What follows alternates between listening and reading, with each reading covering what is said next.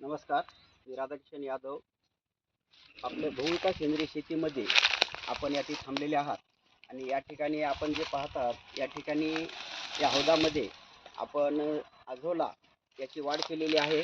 कारण आपल्या या शेतीमध्ये आपली जे गावरान गाय आहे त्या गावरान गायीसाठी जे खुराक म्हणून आपण वापर करणार आहात त्यासाठी ते अझोलाचा आपण वापर करतो.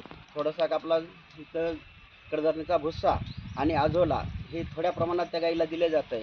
तर मी असे रिझल्ट आले मला की आपले 8-15 दिवसामध्ये गाईची तब्येत एकदम चांगल्या प्रकारे सुधारली आणि सेंद्रिय पद्धतीचं तिला खाद्य पण या ठिकाणी उपलब्ध झालेलं आहे. या ठिकाणी एका गाईसाठी या हौदातला अझोला मला पुरेसा होतो.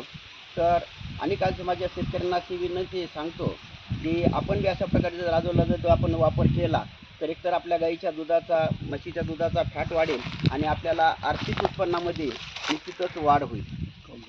तर कोंबड्यासाठी पण ठेवलं तर कोंबड्याचं पण वजन चांगल्या प्रकारे वाढतं आहे. पण आम्ही गाईसाठीच किंवा म्हशीसाठी याचा खुराक म्हणून वापर करतो.